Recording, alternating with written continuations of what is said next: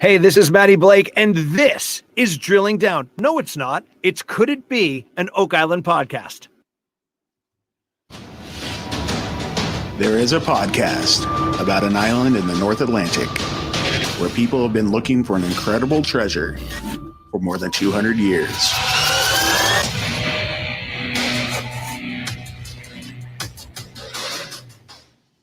Hello, and welcome back to Could It Be an Oak Island podcast. We are your hosts, Deidre and Dustin White. Hey, what's up? Hey, we had an amazing interview yesterday with Mr. Matty Blake, the head acorn. The head acorn. And, you know, it was, I had a lot of fun talking to Matty. Yep, it got rave reviews from our usual people, you know, our usual audience and our Oak Island friends. So thank you to everybody that tuned in. Yes. And thank you to everybody that downloaded that podcast. It was a blast. And everybody that's yet to listen or watch it. Yeah, go check it out. Please do. It was epic. And we heard so many times how Matty was so excited about the episode we're recapping right now and all the stuff that happened in the war room at the end. We'll get there. It's not time quite yet. We will get to it. But amazing stuff. This was a great episode. As soon as this episode ended last week, I put on a big post on Twitter that said, wow, this was a wow episode. Absolutely. And it sure was. It was definitely a wow episode. I loved talking to Matty about the behind the scenes episode and some other behind the scenes snippets. And, you know, it was really great to kind of recap some of that with him. If you guys don't know, so we just recently switched over to like a different software for our live streaming with the podcast. So you can now get us on Twitch and YouTube and Facebook at the same time. Facebook.com/Oak Island Podcast. Yes. Twitch, you can find us at Oak Island Pod. And Cast. Is it podcast? Oh, Twitch, at Oak Island Podcast. And then it's YouTube.com/Oak Island Podcast. Yes. I see a theme here. Yeah. It is a theme. Hey, David and Daisha. What's I up? haven't seen you guys in forever. Yeah, they're in the chat. What's up? Hi. Good to see you. And well, Dana said something too. So hi, Dana. What's up? All right. All right. So we have Money Pit stuff. We have Swamp stuff. We got Rick. Spooner stuff. We got Spooner stuff. We got Rick going through the paved area with a fine-tooth comb. Oh, okay. You know? Let's just start at the Money Pit. Money Pit. Okay, what's happening at the Money Pit in this episode? In season 8, episode 24, the penultimate episode of The Curse of Oak Island. Correct. For season 8. So Silver Lining. We have Scott, Rick, Steve, and Terry all present and accounted for in the Money Pit. Yep. Steve says that the early work they've been doing is chasing the 1706 wood from OC1 for Craig, and the new location that they're headed to check is C11.5. I wish it was 11.25, but you can't get what you want all the time. You know, I was thinking about this. What isn't it? Was it the 1704 stone? No, what's the stone? The stone is 1704. Maybe it's just a year marker. Yeah, could be. Right? And because I mean, I'm sitting here looking at the 1706, and it's like, on this day in 1704, we began our journey of building the treasure trap. Probably. That's probably exactly how it happened. And there was a narrator there, just like that. Oh, yeah. It was like Robert Clotworthy's great-great-great-grandfather. Right. Or something to that effect. And the heavens opened. Yeah. All right. So there was a flashback of finding artifacts from the old spoils of OC1 because that's how they determined where they were going to do this new drill program, this new borehole. Yeah. It was halfway between C1 and OC1. And then they had to give us the lowdown of what Michael John especially had found in the spoils this year from OC1 last year. Yeah. If that makes sense. Yes. Yes. Michael John, treasure hoarder. Maybe. I mean, treasure hunter extraordinaire. Yeah. Yeah. And he found the rose head spike, had concrete on it, you know, said maybe it's part of something that held together the chapel vault. I mean, all sorts of possibilities. Yep. Rick gives orders to get to the depth of at least 118 feet and see 11.5 to see if they find anything interesting. And that's kind of where Rick kind of parts ways with the drill team with the Money Pit boys. with the money pit boys. Yeah. Let's see here. When do we go back to the money pit? Okay, Much here later we in the go. episode. Yeah, so we go and we see what Craig and Dan Hensky meeting with Dr. Spooner. Yeah, and then so this is the beginning part with Dr. Spooner, and Yeah. then we're gonna wrap back around probably at the end of the episode to do Dr. More Spooner's Spooner. results. Yeah, absolutely. Yeah, so Craig, like you said, Craig and Dan Hensky met up with Dr. Spooner at the money pit to discuss and perform tests because Dr. Spooner had a light bulb over his head. He had an idea. Mm-hmm. What was his idea? His idea was water samples, right? To see, I guess maybe even we should talk about the war room that came before this, where Oh yeah. Okay, so back up, turn around. back the Gearhart truck. Yeah, because that you're right. That does flow into this. So we had a war room before that we got to the money pit with Yes. Spooner, with Marty, Craig, and Jack, and they were talking to Rick and Dr. Spooner via video conference. Yes. It looked like maybe in the research center. Yeah. They could have been at Acadia University for all I know. I don't know. Maybe. Yeah, but Spooner explained that he wanted to drill not drill, like use previous drill well holes. Yeah, and look at the chemistry in the water, in the ground, and what it interacts with. And he talked to an associate of his, Dr. Matt Lukeman, at Acadia University, to see if if this would be a good idea for looking for signatures of specific elements in the water on Oak Island. Yes. And Spooner calls him an excellent chemist, and they discussed how they might find out whether or not there is treasure on the island and how they can help the Lagunas with that. Yes. And what's nice is Marty, I mean, he was kind of like, oh, yeah, we used to do this type of stuff, in the energy field, you know? So it makes sense. So he explains that silver in the day was largely things other than silver, right?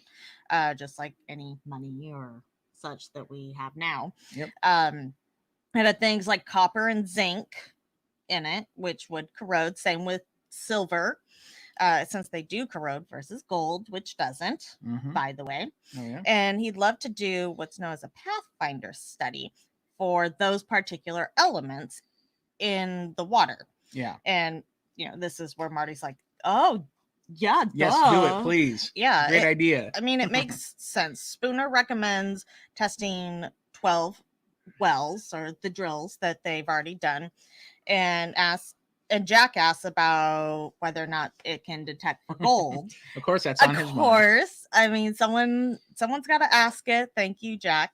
But gold doesn't corrode. Nope. So it makes sense. Silver would be associated with a gold hoard as well, right? Well, that's what Rick tells Jack. He's like, Jack, don't worry about the gold, because if there's silver, guess what? There's probably gold there too. Well, and as they're explaining it, it's so what a Pathfinder test is. So let's say there was a cache of silver coins in the bottom of one of these wells, just to keep it simple. Sure. And from there, as it corrodes, then those elements would leach into the water. Yep. Well, you have an underground water system. I mean, that's why you drill wells and all this. So they would leach into the water and be more concentrated at the place where there would be, say, a cache, and come outwards, right? And it'd be more dilated the further you get away from it. And it's because it's going to continue to corrode from that place and work its way outward. Yep. So that's kind of also trying to figure out where these water systems are, whether that means it's a flood tunnel water system, whether it's from the springs and the wells, and what's connected, what's not. So we'll get back to the results at the end, which is actually really exciting, as Maddie Blake drove home for us yesterday. Yeah, super duper exciting. Yeah. Yeah, craziness, right? All right, so then we do have the money pit, where we do see Craig and Dan Hensky meeting with Dr. Spooner, Dr. Matt Lukeman, and their associates, Nicole Kirkpatrick and Victoria Hopper. And they're all there to perform some tests down borehole C1. And 11 other wells that had already been drilled down into the soil of Oak Island. Yeah. But There's wells all over that island. And by wells, those are drill holes, really. yes. Right? I mean, when you're making drill holes, you're making wells. Well, there's at least 400 of them on the island. They got. Well, some of them get filled back in. That's true. Actually, a lot of them. There's ones, like when we were looking at the map people were asking about. So we know there's C1. There's an older one up by 10X that they tested. There was one bit further southeast, which is by one of Dan's old drill holes. You've got the ones further up north. They're all over. They're everywhere. They're everywhere. Whoa.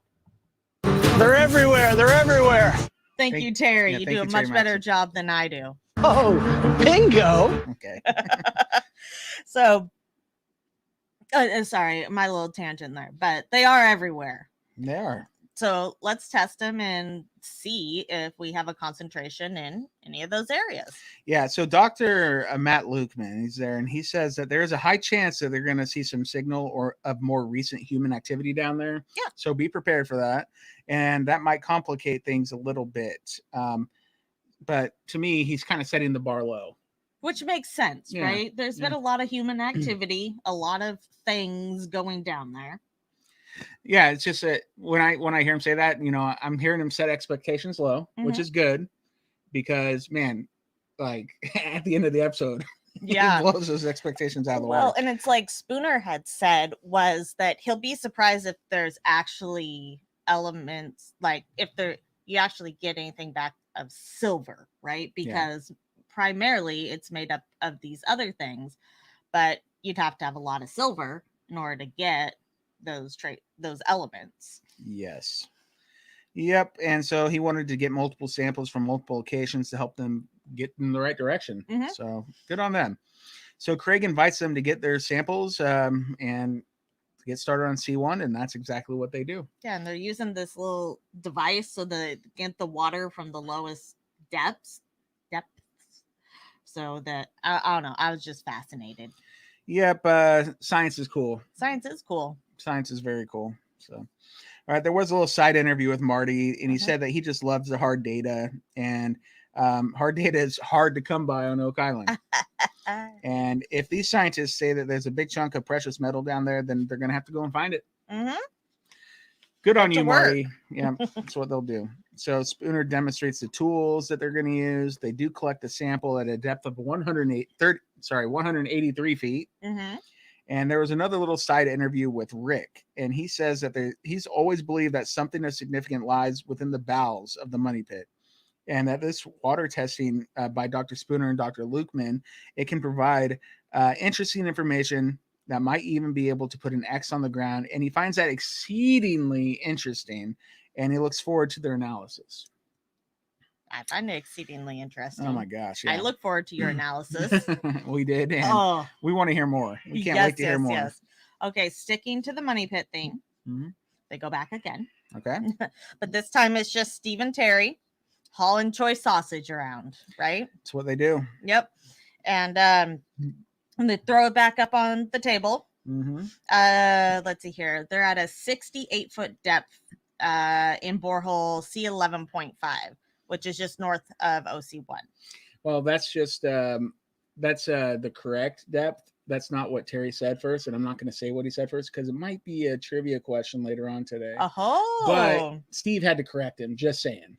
And that's what he does with the numbers. He doesn't hold like every little tiny piece of data in his mind. No, we just call him data. Jeez. Yeah, so it's super windy. It looks like it's super cold.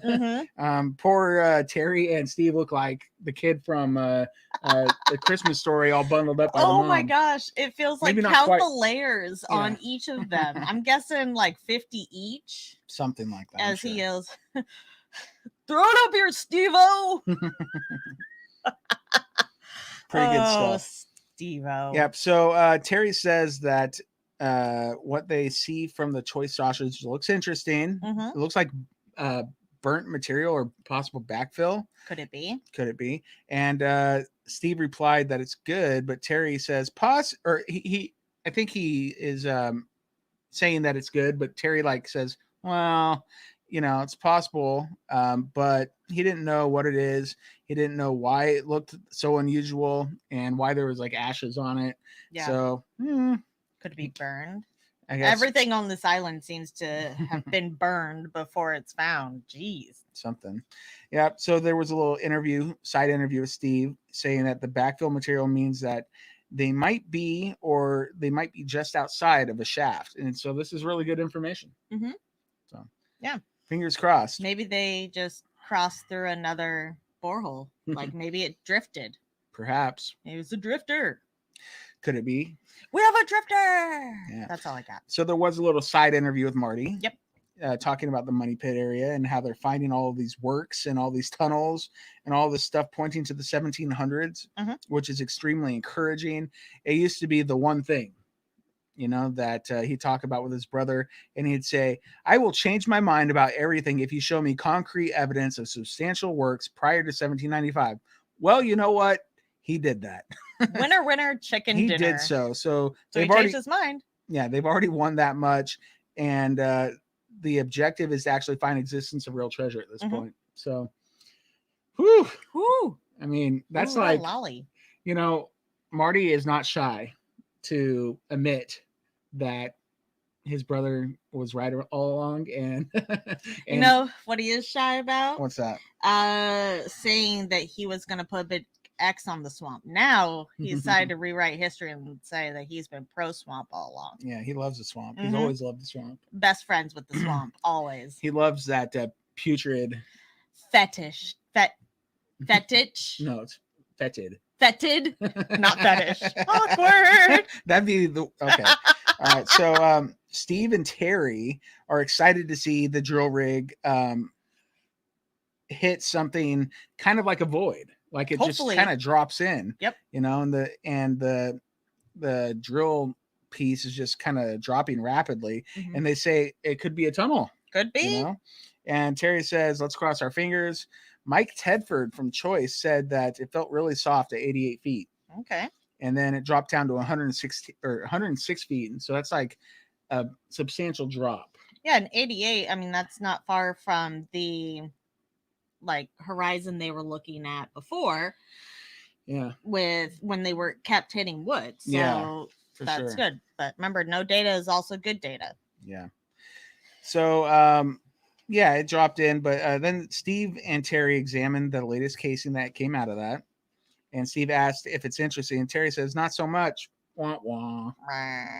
And it being interglacial, it's like, this is like geology terms. So I'm not a geologist. You're not? No. Is this your disclaimer? Sure. Yeah, it is. But he says it being interglacial phase, and you get a lot of dark clay in there so that when you hit it, sometimes it slips through and it could feel like you broke through into an open tunnel, but it's usually just like this muck. Just slippery when wet. So down it went. Yeah. All right. Well, Terry says that C11 died with a whimper. Basically. Steve says it's a bust, but I died with a whimper better. Yeah. Sad. Time to move on to the next thing. Yeah, I guess Steve was kind of like, well, hey, it's not all bad news because we could just mark it as an X on the map. Something we tried. It's done. We don't have to go back there. Yeah, we don't have to say, well, what was it? We can say it was nothing. And that's good information. Yeah. Well, way to be optimistic about it, Steve. Didn't Marty call him the eternal optimist? Did he?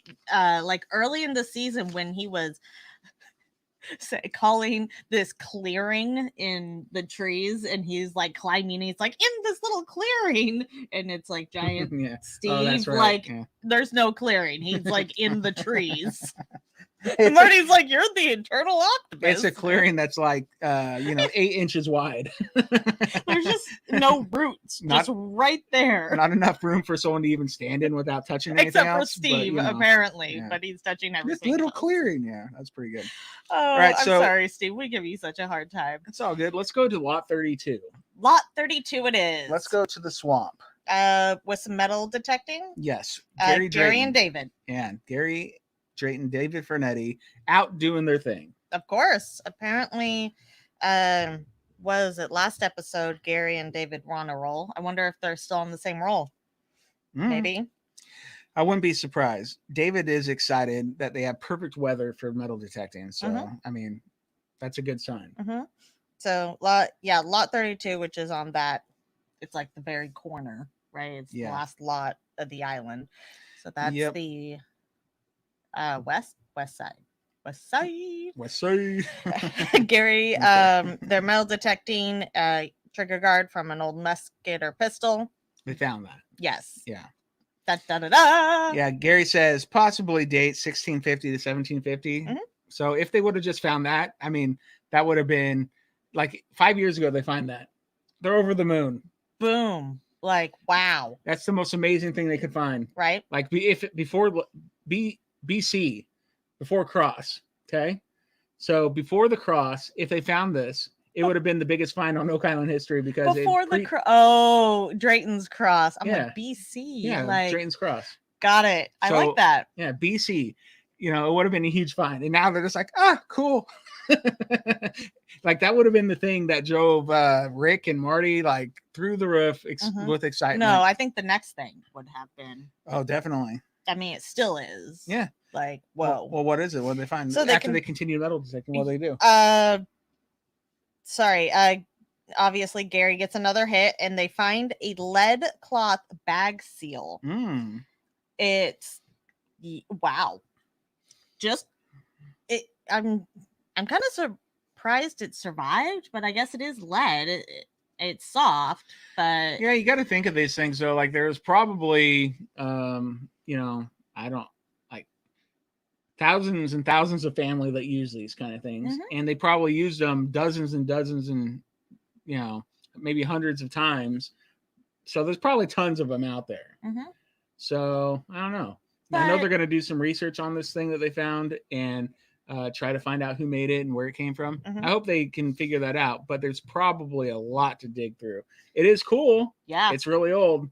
It's unique on Oak Island. So it's unique in general, but if you think about it, so they're down on the southwest part of lot 32, and it's not that far from there that we know there's those Samuel Ball wharfs, and there's probably plenty of wharfs down on that side. And if you're offloading goods, it makes sense. I even saw someone suggest, I don't remember, somewhere on the internet, could it have been like wrapped up coconut fiber? I like that one. Because we know that's not indigenous to the area, and they had to bring in a whole. They would have had to bring a lot. Yeah, how many Gearhart truckfuls of coconut fiber did they have to bring in?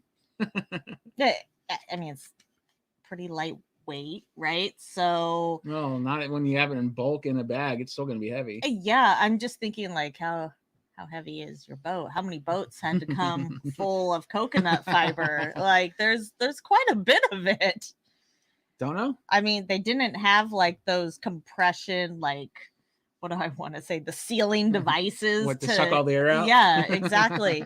So that it doesn't take up as much room. No, they didn't have vacuum seal technology. Yeah, they didn't have vacuum seal like bags. 600-700 years ago or whatever. Let me just put my coconut fiber in here and then it fits in the suitcase, and then you get there and poof, out comes the coconut fiber. That's how Dieter packs for trips. That's if you only got a carry on. Sometimes you do what you got to do. Oh yeah, gotta get the outfit options in. Yep. All right. So there was. Let's see. So Gary does call it a very, very important find, and they basically struck gold with this thing. Yep. That's how he feels. Clotworthy goes on to explain that these kinds of seals have been around for more than 800 years. And that's a long time. Again, Gary calls it very important. David asks if it goes into the top pocket, and Gary says, without a doubt. Without a doubt, right in there. He's so excited they up and leave. He's like, you know what? This actually can't even go in the top pocket. Let's go. Yeah. I don't think it makes it in the top pocket. Like they call it a top pocket find more than once in this episode. I don't think it hit a top pocket. Did he not pull it out of his top pocket when? No, it was in a box. Oh, that's right. So you know what? That means he had to make a stop from the cove before he got to the research center over to the gift shop to get a pretty box to put it in. Yeah, they maybe have that in their vehicle. Though, Well, for maybe important Terry, finds. not Terry, Kelly Barassa hanging out in the well, I want to say not the research center, the interpretive center, yeah. cleaning stuff up, and he's like, "Hey, can you do me a solid, clean this up before I take it next door, so I can do a nice presentation?" He could have. It'd be Sure. great if there, like, he had a little light glued inside of it, so then when you open it, it went, "Oh!" That would be pretty sweet. Next time. That'd be good. Yeah, so fun find. Gary, like you said, goes immediately. Let's go to the research center. I don't think they stopped anywhere. I think they had that little box chilling in the vehicle just for this special occasion. Anytime they find something of crazy so you importance. think Gary carries around Mhm. a plethora of boxes in like With a cotton in secret it, yeah. compartment because he knows he's going to get so many top pocket finds that he wants to be able to. I think Gary's Is he like the gift shop manager? No, I think he's like the Boy Scout. He's prepared. You don't think Gary would? Come on. If I don't know if they have any kind of scouts in England, but if he grew up in America, that dude would have been a Boy Scout. Okay.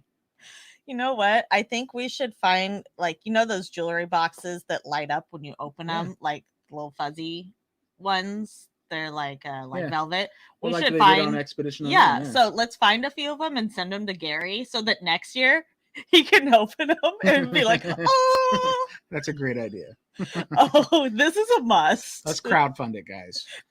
Oh my goodness. All different sizes so that, it's like an opening of the Ark moment, but it's really a lead seal. That would be fun. It would be very fun.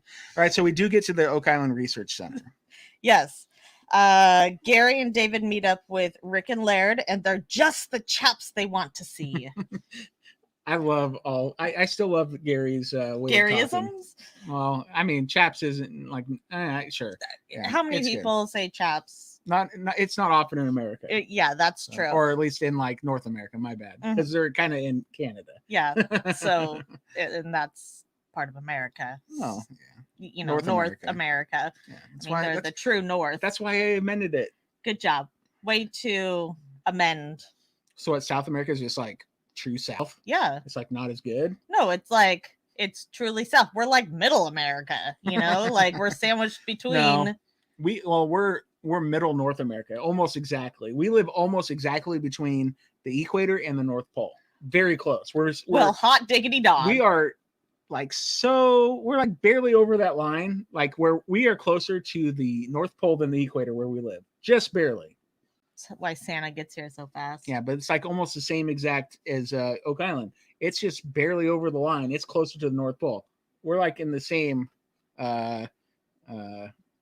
vertical line, longitude. There you go. The L word isn't was it like latitude, fatitude, right? Because flat, or longitude is long.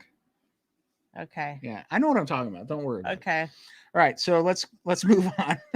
Because that had nothing to do with anything. Well, that's where we live. It's fine. It's cool. All right, so they show Rick and Laird the trigger first, and he just pulls it out of his pocket, kind of like not even a top pocket, even though it would have been the ultimate top pocket find. But they knew he was gearing up for something. Come on. And he just pulls out his pocket.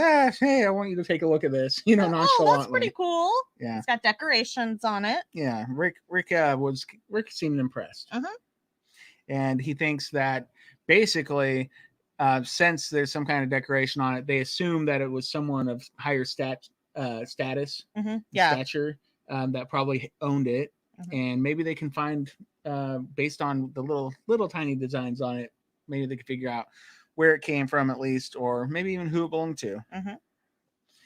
But they were excited about that. But Gary says that artifact is not the main event. He's building up here. Drum roll. Yeah.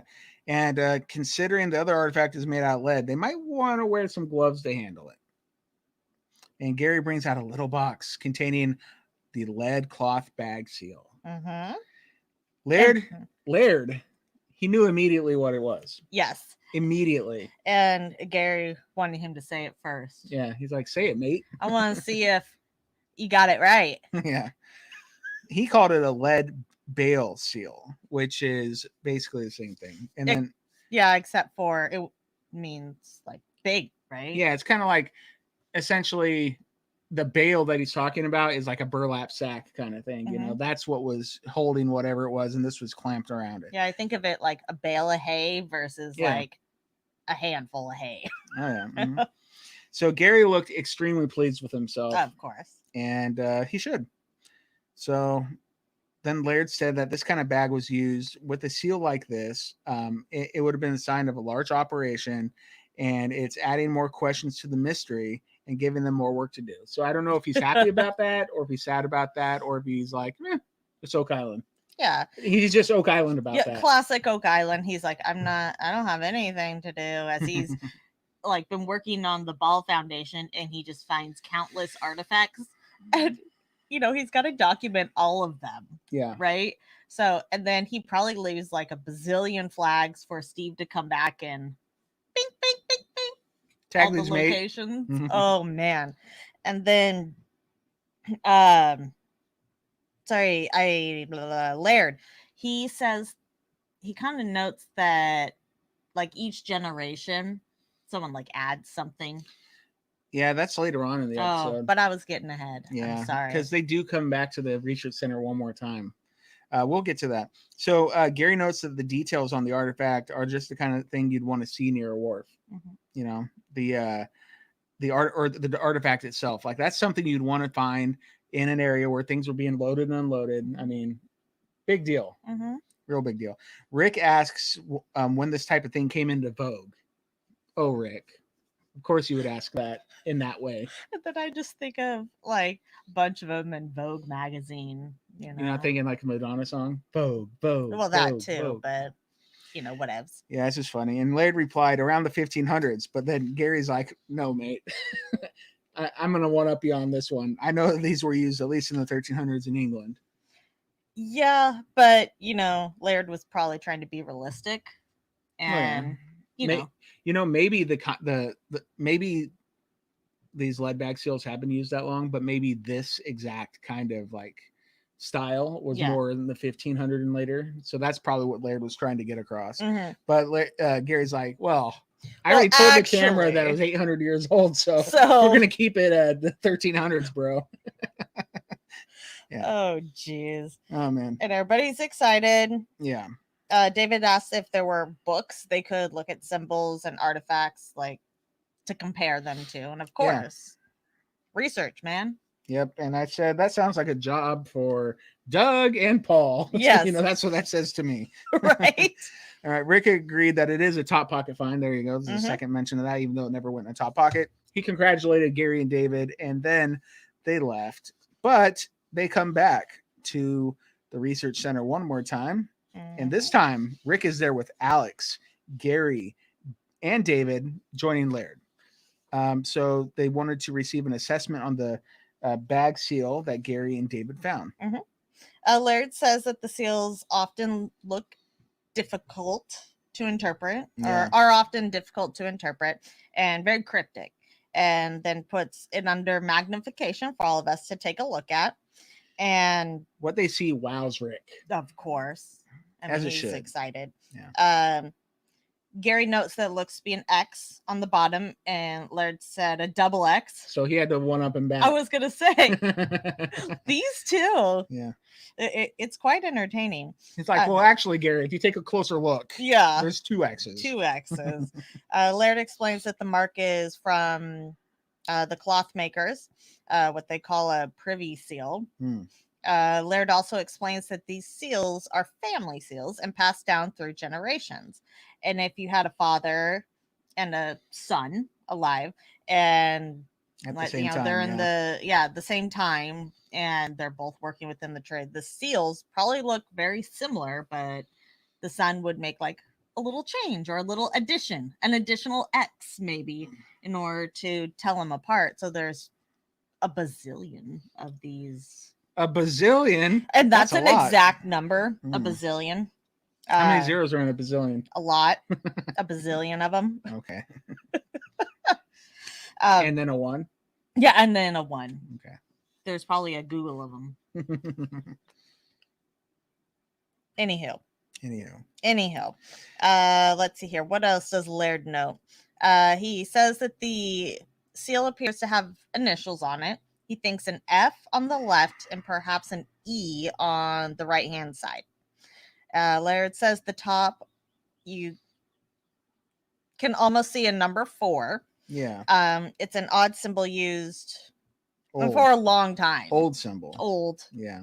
Yeah, but it was used for a long time. Yeah. I've seen them all over the place in our symbology books. And yeah, but Laird also says that it's not really a 4. No, he thinks it's definitely not. it's represents the sign of a cross. Yeah, kind of like, you see the Father, Son, Holy Spirit, the cross over the body, and then he does it. It's like, oh yeah, that's why. Oh, that cross. Yeah, that cross. Oh. Yeah, Rick asked what the significance of a sign. Sorry. The sign of a cross like that, you wouldn't think you'd find that on a commercial enterprise, right? Well, maybe not nowadays, but then it could have been like it was religion and all that stuff was way more important to like general society than it is right now, it seems. Yeah, well, I mean, it was much more part of a daily life, and obviously a part of many uprisings and wars. And hey, the chat, I just saw a message from Janet Scorza, and it said BC is probably before Charles. I agree. Because Charles is the keeper of secrets, yeah, drinker of the elixir of life, the steward and custodian of the Oak Island treasure, and he's been on the island since probably 1000 AD or he's been there forever. Forever. Yeah. Okay. That's why it's before Charles. I just thought that was funny. I looked over at the chat and I see before Charles. I'm like, oh, that's a good BC right there. Oh, geez. Instead of before cross. This has a cross. Does that count? Yeah. I just thought it was pretty good and funny. All right. So Laird says that the symbols were used by multiple families and something that would have been carried down through generations. So like you were kind of saying. Rick thinks that it's curious that you'd have a religious symbol on a commercial item. He finds it very strange, and that the only people that would do that, to his limited knowledge, would be Templars. It all comes back to the Templars, of course. Okay, I get that we all want it to be Templars, and that's exciting, but if you were a Templar and you were trying to like conceal stuff, I don't think you would go out of your way to put a cross on, because they were like, another thing that he says later on is they were the bankers of the day, they were the financiers, they were the commercial operatives, so they had their hands in everything. And they, like, when they had to sign off on things, I'm guessing they used something kind of like that. And if they're taking it to the new world where there's nobody that they know, nobody that can trace anything back to them, they might just use their seals that they've been using forever. Who cares? Like, it's not a big deal. Yeah. And a way for them to keep track of everything still. Yep. So, and still being able to blend in, right? Yeah. Clotworthy did explain some Templar theories, the connections to Oak Island, keg barrels, hand point chisel, tunneling tools, all dating back to the 1400s. So, I mean, that could point to Templars being there. So, I don't know. Oh, geez. And then I just keep thinking about the paved parking lot area. 1200. Okay. Maddie brought that up yesterday too. Yeah, we were talking about that. Is that where the Templars put their horses? Or like, I don't know. I can't get over that date, and then the dates of the roads, and then the date of the swamp eye activity. Something had to be going on for quite a while. Yep. One other thing they did show was the lead cross. Yes. Drayton's cross, and because they had to show that cool animation of it getting laser ablated. And they hadn't used it in a while. They paid a lot of money for that animation, so they said, let's cue it up. Let's show it again. However, since that artifact was lead, this artifact that we're talking about is lead. Gary says, well, why don't we do some laser ablation on this one? Yeah. And Rick said that he thought that was a good idea. So did Laird. They both agreed. Rick stated that Laird didn't mention a time period. Laird says that some dates on them, but this one, the broad date is 1300 to 1800. Everyone kind of LOLs there. That is very broad. Thank Yeah. you, Laird. I mean, he's probably going to be right. It's going to land within there somewhere. Yeah, for sure. But Rick says that the proximity of this bag seal to the wharf is huge, and they need to come into an understanding of what this represents. Maybe Templar, maybe not. But this is the strangest thing he's seen found on the island in a long, long time. And that's saying a lot. Yeah. Because there's a lot of crazy stuff happening there. I mean, classic Oak Island. Yeah. So Rick finishes the meeting by saying that it's very, very cool. And Gary says it's a heck of a top pocket find for sure. There you go again. Top pocket that never made a top pocket. You don't know. He probably put it in there at least once. Maybe. I hope so. Oh. For the artifact's sake, I hope it happened. Hope it touched his That's pocket. a legendary spot up there in that top pocket. So, Lara said he actually agrees. What? What? And then my favorite from Gary. Welcome to the dark side, mate. Alex did chime in too. He said, "You finally got him." Good job, Gary. We've crossed Laird over. Yeah. All right. Cool. So, I think we had some stuff in the swamp. Yeah. Let's go to let's do some swamp action. Swampy stuff. Yeah. So we had Rick. So actually, It was Aaron. Aaron and Miriam. Mm-hmm. They're working together, and based on their limited time, they want to get the direction of the path. Yes. Okay, so they don't have a lot of time left. The weather's hit or miss. We want to know where this path is going. So Aaron's kind of doing the opposite of what Miriam wanted to do here. Mm-hmm. Miriam wanted to just stay the course, I think. Yeah. Because that's what it sounded like when we heard her talk to Rick about it a couple weeks ago. Yeah. Stay the course, kind of like, let's get let's just follow it where it's at. Yeah. But I think Aaron's realizing like, hey, we got to get some projections. Yeah, here. we need to know what, because they probably want to pick up and maybe by knowing they might get more funding for what they're doing. They might get additional equipment, additional resources. Because if this thing is super like way longer, I mean, they're going to want to expose the whole thing next year without ifs, ands, or buts, Yeah. Well, they want to know where they left off. Yeah. Right. And we know that the storms are coming. They're going to be looking at the curves that there are and seeing, okay, based off of what we found here, where's it projecting towards? Can we jump ahead a little bit and see if we string up a test pit? Is it indeed there? Yeah. And then, okay, based off that information, potentially where are we going? Because then you can map out those roads.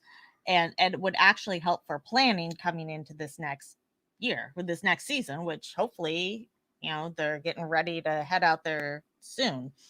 Well, I hear Aaron saying the words "the money pit" pretty often. It seems like a lot more than before, and I think he's really deep down thinking, yeah, this probably does lead up to that area, and that so and other places, maybe maybe it's a road to the latrine. Could it be?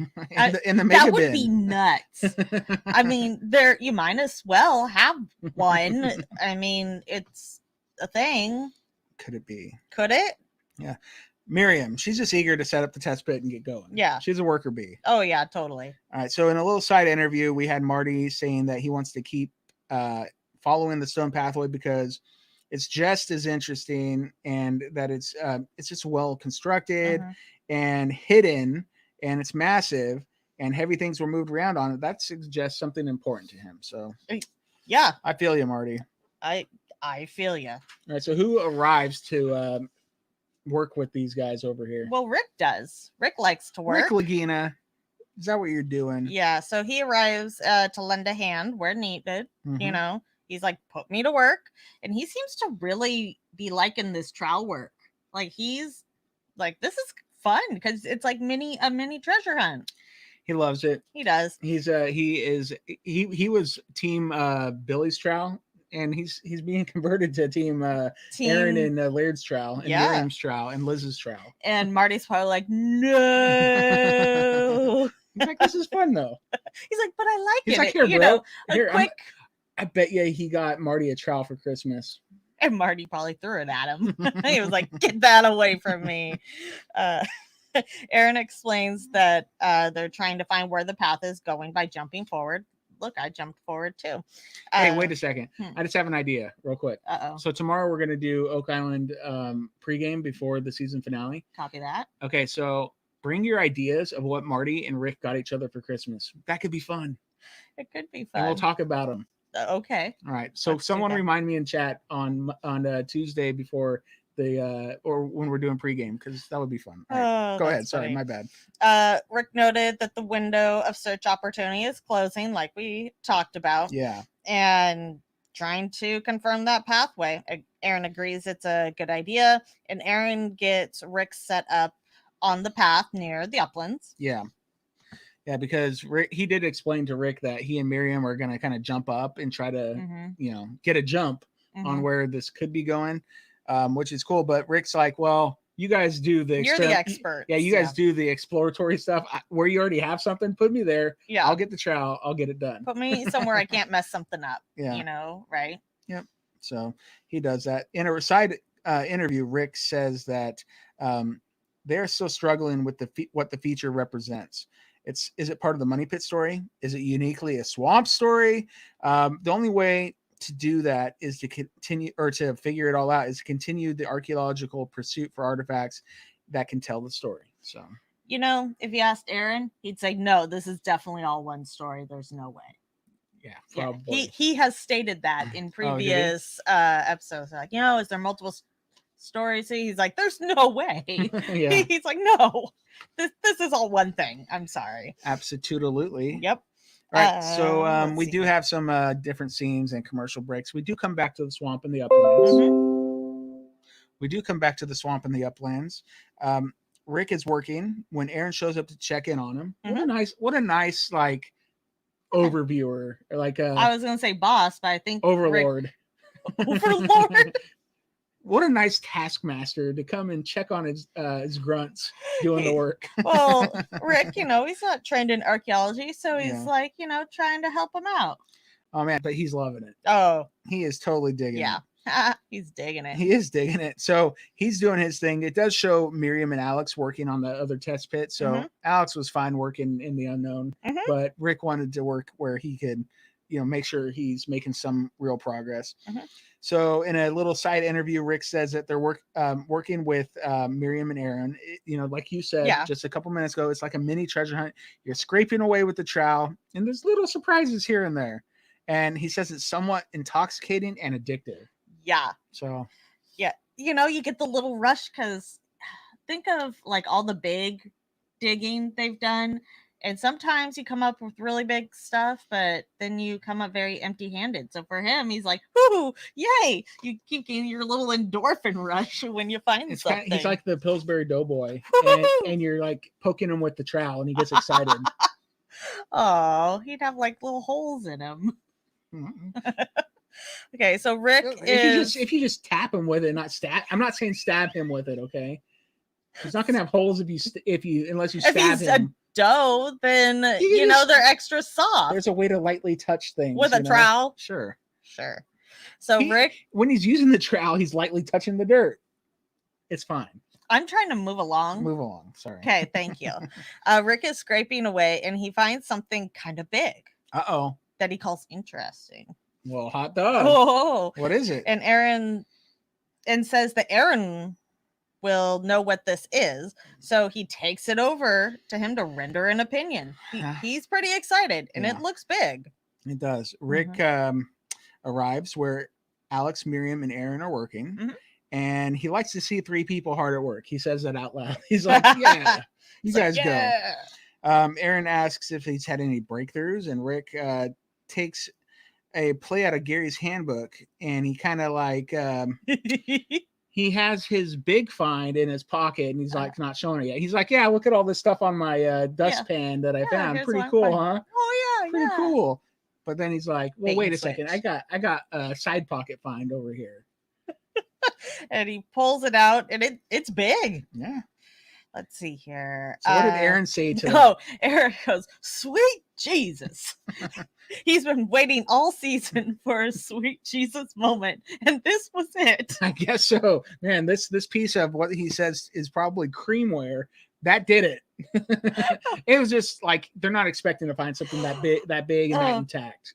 I wrote that down as my questions to ask Aaron. What constitutes a sweet Jesus moment? And something that also makes him think, oh yeah, girl.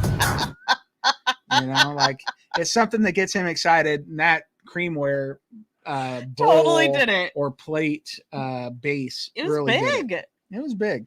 He said creamware came into existence in 1763, and the British would have brought it over when they arrived. Mm-hmm. So, hey, that's still before the money pit. Not that far before the money pit, but still before the money pit. He calls it, also said it could be yellowware, which would be later because of all the pieces they're finding in the era. You know, he thinks it's likely creamware, which you seldom find a nice piece intact like this. And this is a big one. It is a big one. Clotworthy explains what creamware is. Apparently, there's no lick test for this one. And he wonders if it's connected to who built the stone pathway or maybe pine tar kiln. Could it be? And I just, it's just crazy. It is. So much pottery coming up and little artifacts since they have got further away from the stone road at, south, where we assumed they'd be offloading stuff and picking up after themselves. And now it's like artifacts galore. It's artifact after artifact. Pottery after pottery. Things you wouldn't find with a metal detector. At least 700 pieces, according to you. At least. You want to actually, that's according to Steve. So the next week on the preview, we saw Steve show his glorious maps for a second, and it said that this year they had found 700 artifact things on the island, and you see them all pop up, and it's like, oh dear, that's a lot. What would Dr. Taylor say to that? Sweet Jesus! Are you sure it's not this? Oh yeah, girl. He'd probably say both. He might. But did I say Dr. Spooner? I meant Dr. Taylor. No, I thought you said Dr. Taylor. Maybe I did. Dr. Spooner would say, Holy crow. That's very important. Oh man. I didn't know you had a Dr. Spooner button. That's great. Holy crow, that's very important. I gotta hear that again. Holy crow. That's very important. Whatever that was, I don't remember what it was. That he was impressed. And you know what? What? Steve would say, I'll grab my GPS. I'm so glad you captured that one. That's hilarious. I'll get my GPS. And when he grabs it, it's funny because at that moment he practically jumps up from the swamp and goes running for his GPS. I'm thinking, where's your precious GPS at? Wow. Oh. It's probably just stuck in the mud somewhere like the Sword in the Stone. He pulls it out and he's suddenly the king of the swamp. He's gonna have to fight Tony Sampson on that one though. Oh man. But I'll grab my GPS. I'll get my GPS. He did at least 700 times this year. Yeah. So that's a lot. And it's crazy. I think I don't remember if it was on a preview for next week or if it was in this episode, but I heard someone say that it might have been a preview, but this year they found way more than they found in other years. And yeah. Plus being on a, being tied down by the pandemic. Yeah. It's insane. They started later. It's been a shortened year. And they found more. Yeah. It's insanity. It is absolutely insane. All Love right. it. All right. I think the last thing we got here is the main event, the real main event. Yes. That Maddie Blake drove home for us. It's just like, whoa. Gary said the main event was the bag seal. No, Gary. I'm sorry, Gary. You got one-upped by Dr. Spooner. Yeah, and they keep one-upping each other. And yeah, well, Gary, what you found was amazing, and it's a true. And it got put down on the leaderboard, everybody. Because everybody's got their fines. But I think Spooner might be winning at this point. I don't know. We'll see. Most of the stuff that happened this season, even if we didn't see Dr. Spooner a lot, most of it's because of Dr. Spooner. Yeah, it's Spooner driven. Yeah, because at the beginning of the season, we had him out in the boat. Yep. We had him with Tony marking all of these anomalies that were in the swamp. Yep. And they didn't know what they could be. And look what that led to. We had... they thought it was a wall. Yeah, well, we even had that Maddie Blake special last year where in the snow and in the ice, they were out there taking samples. Yeah, with the Viper core. And guess who that was? Spooner. Spooner. He's never left. And now, this amazing idea. I mean, what took you so long to come up with this idea, guys? Just kidding. He had to bring someone new in. Well, they're always busy. They've always Right. got stuff going on. But he had a light bulb went above his head. Ding, ding, ding. Yep. And so this is the fruits of that labor. So what happened in the war room? Because that's where we're heading now. Yes. So Marty welcomes everybody and says that this is one of his favorite times where they get to look at what he believes is very interesting data. So Marty is joined by Rick, Doug, Craig, Alex, Billy, Jack, and Tom, who welcome Dr. Matt Luke Man, not Ham, Luke Man, and Dr. Ian Spooner. And Spooner opens with this question. What? What's the question? Do you think there's treasure in the money pit? Do you? Do you think there's treasure in the money pit? Oh my gosh. What a question to ask. What a question to ask, right? And Marty was like, I like that lead in. And everyone kind of laughs. And then Spooner's like, no, I'm serious. Like, yeah. He's like, dude, Marty's like, oh, I'm not playing around. So Marty says that he thinks there's a small chance. But Rick says that he absolutely does believe that what they drilled into in 1897 is real. Yeah. And it's still there. So that was the chapel vault, right? Correct. So Spooner asks Doug to bring up his report, and Doug does. Doug does thy bidding.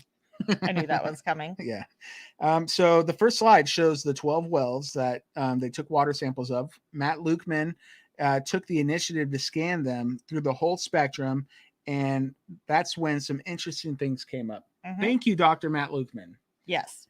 And as Dr. Spooner said that he'll flash forward to why he asked them about that question of, do you believe in treasure? Because when you think of pieces of 8, how do they pronounce that word? Meredivi? I know. Yeah, it's like that other coin. Oh, I could say it earlier. I just can't say it because Merividi. Yeah, I can't say it because like I am terrible at pronouncing things that I don't pronounce on a daily basis. Even things you are. Yeah. But yeah, so coins, right? Coins. Anything like that back in the day, they were just like 20 to 30% silver. The rest was zinc and copper. Yes. So he said, okay, if there really is a ton of treasure down there, then that is what they might expect to see in elevated levels of, or is the elevated levels of silver alloys. Yeah. Alloys that make up silver, such as, like we said, the aforementioned zinc and copper. Right. So they went back to the slideshow. And the second slide, he says that these red arrows on what he was really looking for, and if you were looking for treasure, right? But he said what you see is the wells that they call WS1, WS2, and WS9. If you look at the copper and zinc levels, then they are seeing is not a minor like hill, but it is 10 times like a spike, 10 times the peak, and it's a lot. That wowed everybody, and rightfully should. Naturally. I love. Okay, so Linda is here from the Curse of Oak Island and Beyond. What's up, Linda? And Jeff. I saw Jeff in here too. One of the hosts. He has a hard time with pronunciation, so she like when he can't say something, she'll send it to him phonetically, and she just did that for the Mare Davi. There you go. Got it. There we go. Thanks. So and Cheryl said it too. Thanks, Cheryl. Yes. Thanks, y'all Linda. helping us out. Maravidi. It's easy. Yeah. Yeah, I knew that. Come on. Yeah. So, anywho, yeah, they're all wowed by this info. And this is not just big news. And it's huge news. Yeah, it's huge. And not only that, they did have silver traces of silver in those reports as well. Yes. All right. So at the end of the day, there is every reason to believe that down those holes there is something that that's close by that contains a fair bit of silver. Dun dun dun. Dun dun dun. That's like, yeah, like Maddie was getting goosebumps talking about that yesterday. I'm getting goosebumps right now because like it is huge. It is. Like silver confirmed. Like this basically confirms large amounts of treasure somewhere beneath their feet when they're standing in the money pit area. Yeah. Or at least where they took those samples from. I wonder where those samples are from. I hope they show us that on a map. They do. At the end of the episode, we saw to be continued. Hopefully they pick up right where they left off. They showed it on a map. What? You know where WS1 is? Yeah. And where WS2 is? Yeah, actually, you know what? I had found WS1 and WS2 accidentally on one of Steve's maps. And calm down. Oh. I had them on my map, and I didn't know what WS1 meant or WS2, and I was like, oh, I do water sample 1, water sample 2. Woo, there you go. But they showed the front of Spooner's thing. Hang on. Okay, so we have WS1, WS2, and WS9 are the ones spikes. That have trace elements of silver, and Spooner said he'd be shocked if they saw any. So are they in the money pit or are they somewhere else? They're near. Hang on. That's what I'm trying to. I believe WS is it 1 that is just. I think WS9 had the biggest spike. Yeah, so she's looking it up now because I haven't seen that on the map, and I'm wondering if it's like because they did some stuff like you said closer to 10x, some stuff further south. So I'm just wondering where those spikes were because like if it came out of C1, then man. WS1 is okay. So you know where the Living Woman's Memorial is, just above Shaft 12. Yep. Okay. Where's that at? Is that below? That's north of the money pit. Just a little bit, but WS9 is pretty much C1. Oh, Charles, you did it. Charles knew. WS2 was the other one with the spike, and when I overlaid it on my map, it was right by kind of where Dan Blankenship had an old drill hole in like the Begley drilled stone which is just a little bit southeast of WS9. Wow. So they are in those concentrated areas, but like WS 5, 3, 8, 10, 4, all those are further south, but your 3 samples that are all those other ones are further north. Your 3 samples that are the furthest south are all the ones. Gotcha. Yeah. So, and that's all money pit area, and that's good information. Man, it's gonna be an exciting season finale. Oh, I can't wait. I'm stoked. Is it 2 hours? Well, you have the Maddie Blake before, and then you have the 1 hour, just like they did last year. Oh, so it's not like 2 hours. I don't think it's a genuine 2 hours. I'm gonna double check. Well, you're probably right. I know I'm right, but you like to double check my work. So, and then you're like, oh, I should have listened to you the first time. And then I'm like, yeah, well, this is the life we live. This is the life we live. This is the life we live where I'm never wrong, but Dustin wants to make sure I'm proved wrong. So there's that. What am I? You're just right. You're something. Okay, cool. But you are something. It was definitely a wow moment.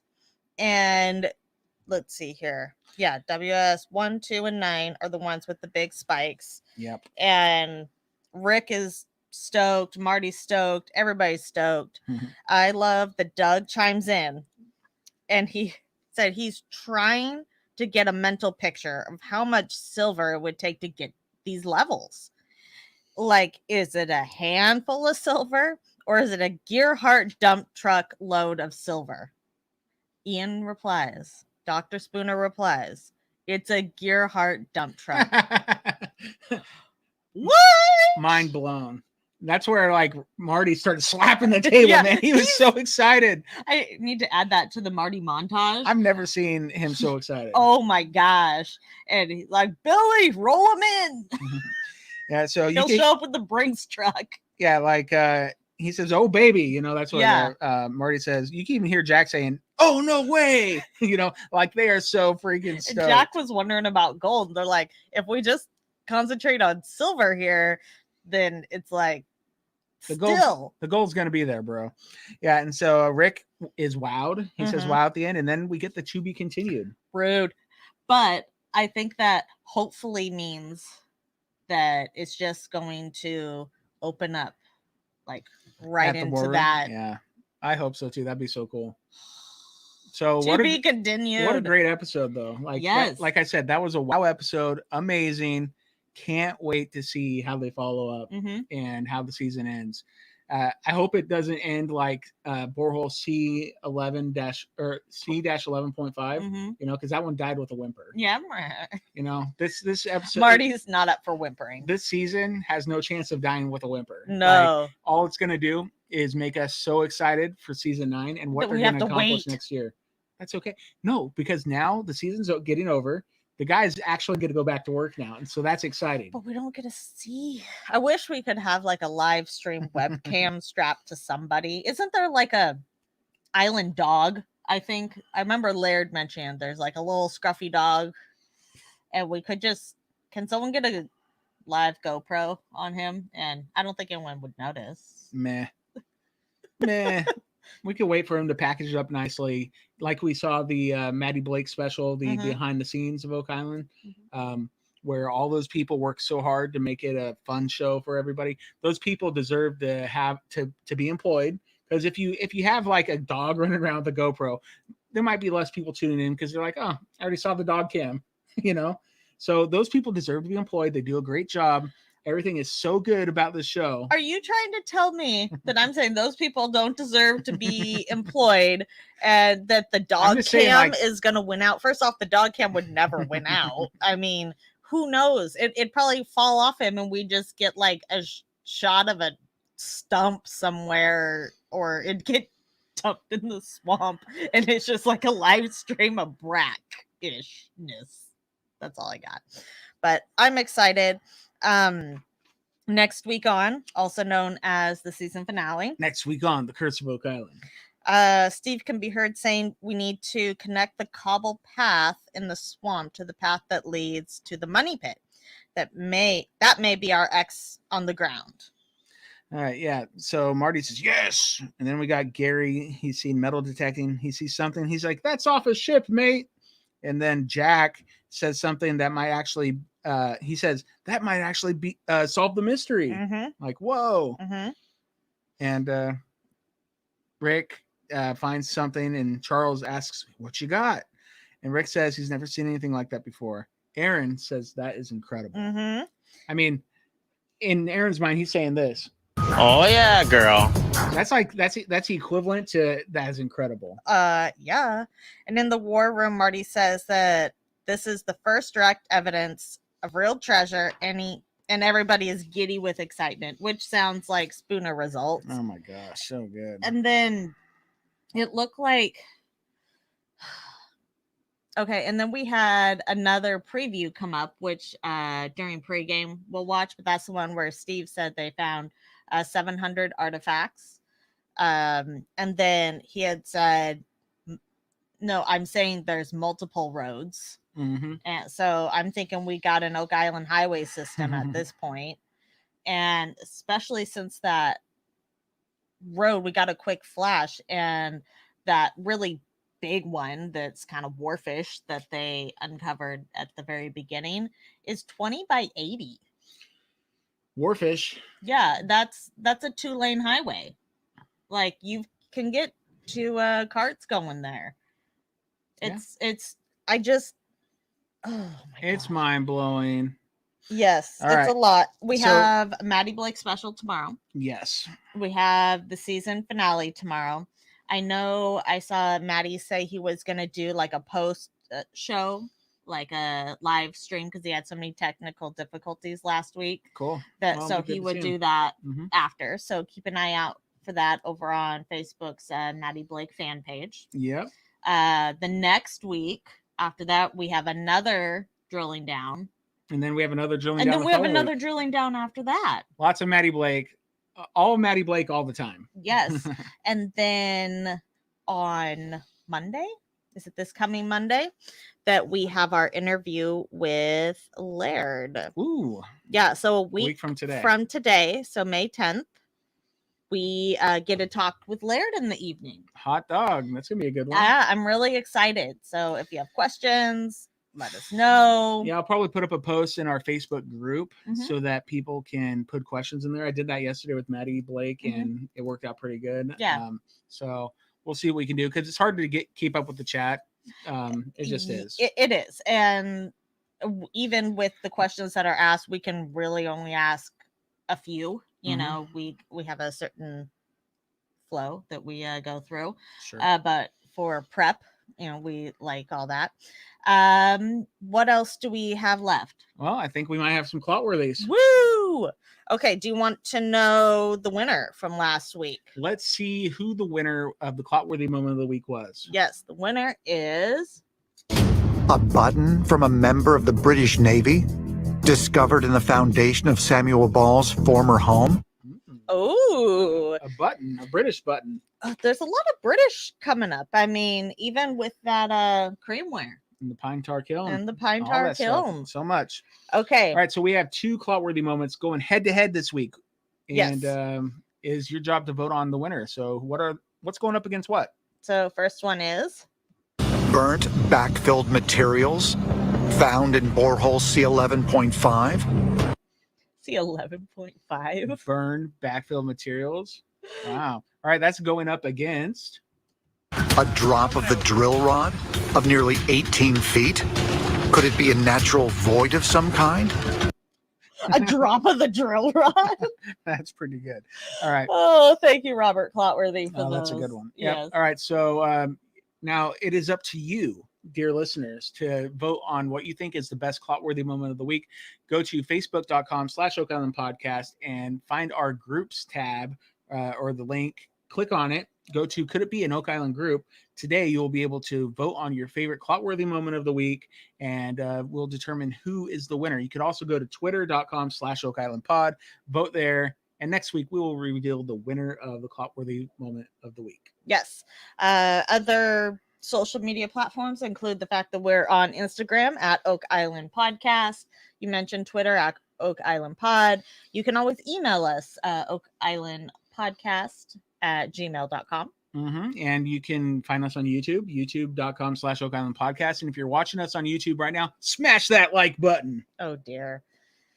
Yeah, because that's what tubers and subscribe and hit the bell notification to get notified when we go live. You sound awfully angry right now, so you need to calm down. All right. And then, of course, we're on Twitch now doing Twitchy things. Maybe I should use the Oak Island Podcast Twitch account to play some video games. Or not. And then people can hang out with me and we'll play video games together. But then you'd be representing us while you're doing that. And I don't know what your video game world's like. Okay. Oak Island Podcast phone line. Yes. If you'd like to call and leave us a message, please do so. It's 360-836-4549. We do have one new Facebook review that I wanted to read real quick. All right. So this is a 5 out of 5. Highly recommends Could It Be an Oak Island Podcast from Tammy Williams. Hi, Tammy. Hi, Tammy. So it says two amazing people who are making everyone so happy with their stories and discussing the Oak Island mystery. Thank you, Tammy. Thank you so much, Tammy. You are awesome. All right. So thank you for that. And last bit of thing we need to take care of is we have I guess I should have pulled this up real quick. Patreon. Yes. So Patreon, you can support us through a monthly donation to help the podcast, to help us, keep it going, maybe get a new equipment sometime in the future, mail out prizes and stuff. I just want to say thank you to everybody that has supported us lately and in the past. If you would like to support us going forward, please do so. Patreon.com/OakIslandPodcast. Yes, we greatly appreciate it. And we have trivia tonight. We do. Yeah. Yes. Oak Island Trivia begins at 5 p.m. Pacific, 8 p.m. Eastern. 20 trivia questions over on Facebook.com/OakIslandPodcast. You can play, win awesome Oak Island prizes. Yes. We'll be recapping this latest episode. We will. We did that right now. Yeah, that's what we're gonna be. Well, I guess we'll be quizzing you on this latest episode. That's correct. And then tomorrow we'll be back for the Maddie Blake special, or before the Maddie Blake special for Oak Island pregame at 4 p.m. Pacific, 7 p.m. Eastern. Correct. Is that it? That's it. Okay. Well, thanks everybody for hanging out with us. Yes. Until next time. Could it be?